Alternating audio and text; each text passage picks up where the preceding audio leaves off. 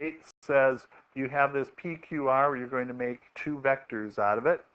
And so I have a vector QR, right? And a vector QP. Do you agree with that? I'm going to turn those into vectors.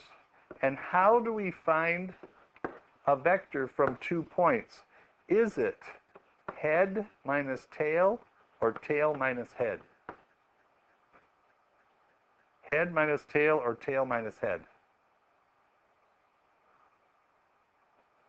Well, it's head minus tail. So would you write that in quick? Because if you do it backwards, it could give you an incorrect direction.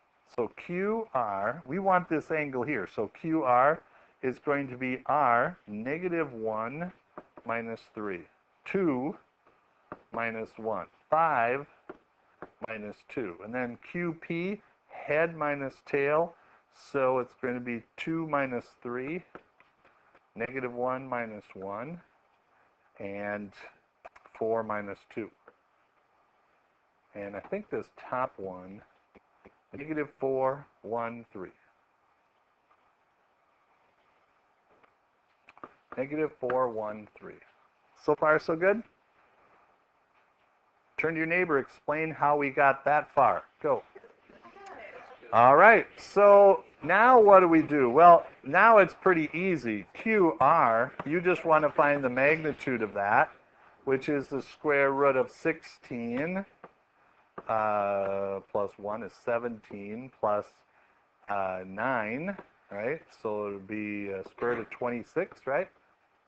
And then QP, it's just going to be the square root of 1 squared plus 2 squared plus 2 squared, square root of 9, which is 3.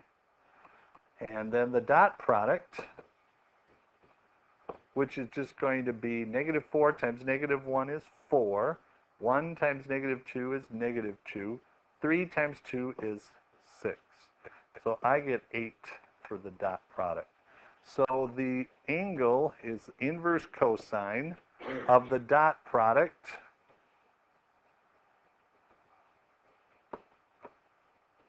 over the magnitude of each. So this is going to be the inverse cosine of 8 over square root of 26 over 3. What do you think? Doable? Okay. So that's going to be somewhere between 0 and 90. Anybody get it? What it is? I think it will be 5.2. Okay, so did I get a negative in there? Double check here. When I did the dot product, I get negative 4 times negative 1, 1 times negative 2, 3 times 2. There's no way that's going to be negative. Oh, okay. Bet you that you need the obtuse angle. So take 180 minus that, and you'll get it. I don't know why that shouldn't give it to you right off, but it didn't. Oh, you did? So it didn't give you what they got? Huh. For number 10, you're going to find the vector perpendicular to both. So hold your hands like this. Okay? Now put your thumbs together. That's the vector that's perpendicular to the 2. That vector is perpendicular. Think of if you want to go fingers like this, those are the 2 vectors. Your thumbs are going to be pointing in the direction perpendicular to the 2. We're going to generate that. And the way we're going to do that is A is going to be 3, 6, negative 1. What's B? 4, 1, 1. You good with that? And then what you're going to do is you're going to find the cross product of these. And everybody knows how to do this. You write IJK, and then you go across 3, 6, negative 1 goes across here. 4, 1, 1 goes there. You know how to do this, right? No, I've never taught it. And it's going to come up on Wednesday of next week. We're going to learn it. But it's in here. You could do this without, but it's ridiculous amount of algebra.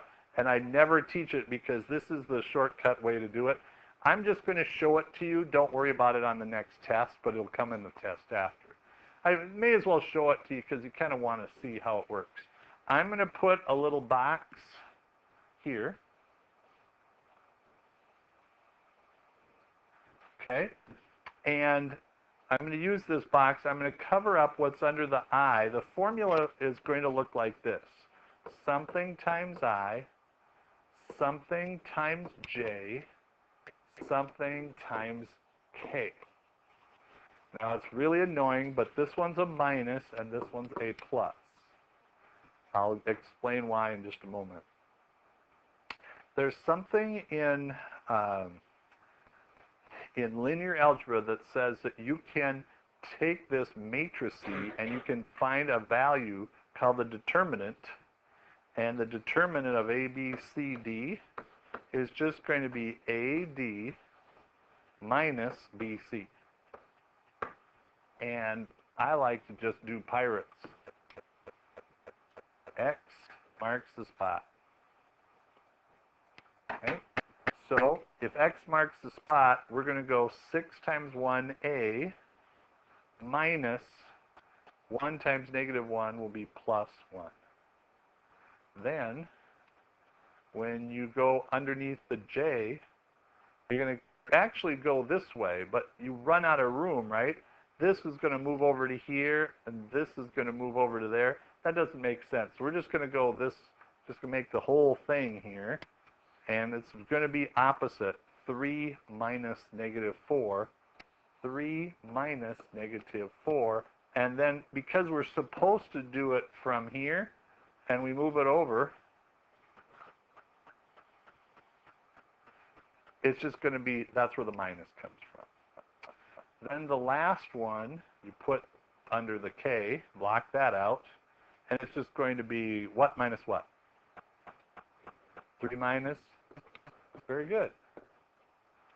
So, no kidding, the vector that's perpendicular to both is 7I minus 7J minus 21K, or 7, negative 21.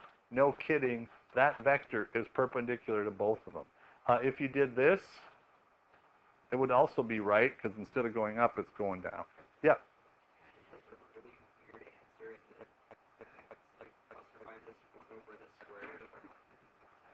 Yeah.